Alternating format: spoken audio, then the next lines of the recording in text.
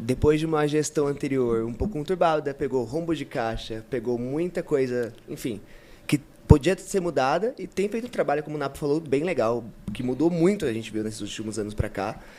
Mas quais são os principais desafios que ainda tem hoje, mesmo dando essa mudada, essa mexida dentro da gestão? Acho que o principal desafio realmente hoje é a falta de investimentos e apoiadores.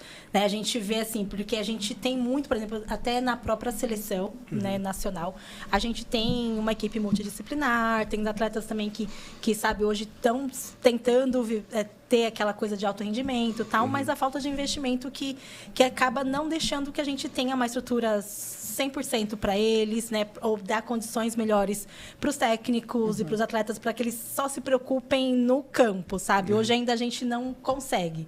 Então, a gente precisa muito, assim, sabe? Desde, assim, só exemplificando desde vaquinhas, de correr atrás de apoiadores, sabe? Tipo, seja com as órgãos públicos ou, de repente, apoiadores para ter um campo, que a gente também não tem hoje, até hoje, tipo, nós como confederação, a gente não tem uma sede. Então, por exemplo, cada vez que a seleção precisa treinar, a gente precisa, de repente, ter uma parceria com uma prefeitura para usar um campo, ou fechar parceria com, de repente, um clube, sabe? Esse ponto eu acho bem legal pelo seguinte, estamos num país em que o futebol da bola redonda é muito forte, então o que não falta é estádio aí. E, de repente, quando as pessoas vão discutir futebol feminino, vem aquela coisa, mas tem que fazer uma adaptação, a trave menor. Não existe como, porque você já vai usar uma estrutura pronta e o clube não vai modificar por conta daquilo. Para o futebol americano é mais ainda, né? Porque você é outra trave, é outra, embora o tamanho do campo seja praticamente o mesmo, né? Outra marcação. Como é que é, então? Como é que os campeonatos, como é que vocês arrumam o estádio? Assim? Então, tem toda essa complicação. Uma que tem esse preconceito um pouco do pessoal achar que vai estragar o gramado. E a gente já provou que fazem, gente, que não é verdade. O show da Taylor estragou verdade. bem mais o gramado do que um jogo de E futebol bota americano. miçanga nisso aí. Poxa. Tudo bem que eu soube que a miçanga deu sorte pro Palmeiras, infelizmente, né? Deu? Deu, eles ganharam. Tiveram que trocar o piso, inclusive. Mas tem tudo isso, né? Porque assim, tem esse preconceito que o pessoal já futebol americano, não quero emprestar, não quero alugar, porque vai estragar. Mas a gente mostra, não, as chuteiras são iguais, as travas são de plástico igual do futebol tradicional, não tem carrinho, sabe? Tipo assim, então, por mais que tenha, tipo, de repente, aquela coisa da linha 1, né, sabe assim, mas não tem aquela coisa de, sabe, de realmente estragar o campo, tem as demarcações, mas assim, hoje em dia a gente vem quebrando um pouquinho esse preconceito, sabe? Mostrando, olha, gente, não estraga, dá para conviver, sabe? Porque assim, e tem toda essa preparação também. Então, por exemplo, não adianta, de repente, eu conseguir um campo só no domingo para fazer o jogo. Eu precisaria, pelo menos, do sábado para treinar, para preparar, na verdade, fazer as pinturas, né?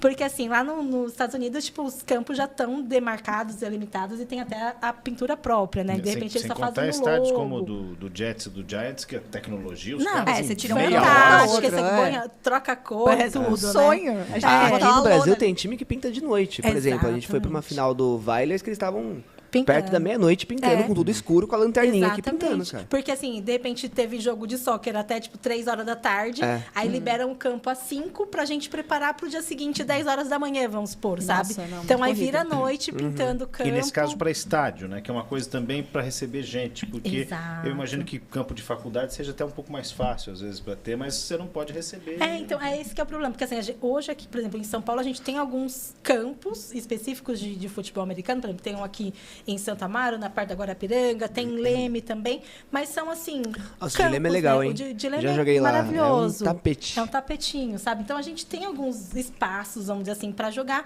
mas não é uma estrutura bacana para fazer um grande evento, sabe? Então a gente depende muito. Aí acaba sendo assim que a gente vai atrás de estádios mesmo, só mais para jogos importantes, por exemplo, semifinais e finais, porque aí vale a pena, por exemplo, o trabalho ou o investimento, sabe? Por exemplo, lá a gente teve o final do Brasileirão, que foi lá no Couto Pereira, lá em Curitiba. Jogo, né? Então tava acho que fantástico. Tinha 10, né? 12 mil pessoas. Foi bastante. Muita gente, sabe? Quase perto do recorde, né? Que é 14 do Cuiabá. Que foi lá no Cuiabá. Então, assim, só que não compensa todo o trabalho, sabe? Pra gente agora. Também.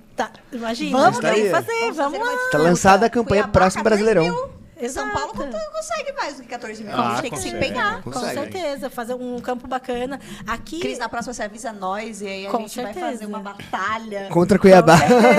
Beijo, Cuiabá. Então, mas Cuiabá, Quem perder paga o churrasco. Curitiba, né? Tem alguns locais no Brasil que há bastante tempo já tem essa força. Já são porque- mais fortes, Uma né? cultura de futebol Uma americano cultura, muito bem montada, né? Bem montada, exato. Né, aqui em São Paulo, em semifinais e finais, quando a gente consegue estádios bacanas, vai um público bem legal também. Teve uma final, acho que em Santo André, que deu 5, 6 mil pessoas também, sabe? Então, assim, dá para fazer um movimento bacana. A gente acaba não... Por exemplo, se a gente vai fazer um jogo, de repente, lá em Santa Mara, a gente sabe que a estrutura não é bem legal. Então, às vezes, nem compensa a gente Nem põe divulgar Não tem como o tanto pessoal assistir, pra né? colocar, sabe? Porque imagina a gente começa... Porque a gente sabe que hoje tem muitos fãs da NFL que não sabem que tem futebol americano no Brasil ainda. Sim. Mas, assim, pra gente começar a trazer esse público, a gente tem que ter um pouquinho mais de estrutura para que eles falem, poxa, é legal. Vale a pena ir Vale assistir. a pena assistir. Então, assim, a gente escolhe meio que a dedo também o que a gente pode divulgar, sabe? Porque senão também o pessoal vai lá uma vez e fala, nossa, que coisa Nunca que mais é eu essa? volto. Sai eu no não meio sabia. do jogo, né? É, vai beber a poeira da vale rolezinha. citar isso também, tipo, você falou, muita gente não sabe que tem futebol americano aqui no Brasil. Hoje em dia são o quê? 400 times, 14 mil atletas, né? Sim, a gente tem... 400 times de futebol Não, americano. ó, eu vou Sim, falar, todo eu vou o fazer a Brasil. minha meia-culpa aqui, né? Porque às vezes a gente sempre fala, tipo, muito do de fora, Aham. olha pro de dentro, né? O Dan faz matérias excelentes aqui dentro da Rede TV, que a gente sempre passa no nosso NFL Show. Falando, entrevistando, mostrando mesmo, seja o flag das crianças, seja no Rio de Janeiro, com as crianças treinando na praia também, ou seja os times regionais que a gente tem aqui, porque sempre alguém fala, nossa, eu não sabia que tinha time no Brasil. Eu falo, "Pô, tem, né? Tem. Mas eu mesma só fui descobrir ano passado que na minha cidade, Itajaí, tem Tem. o Almirante. Tem E eu o fiquei Almirante. assim, gente, mas Itajaí, o que vai fazer em Itajaí? Soltei um Sabe? vídeo hoje, hein? Tá no top 5 melhores times do Brasil atualmente. Só. Olha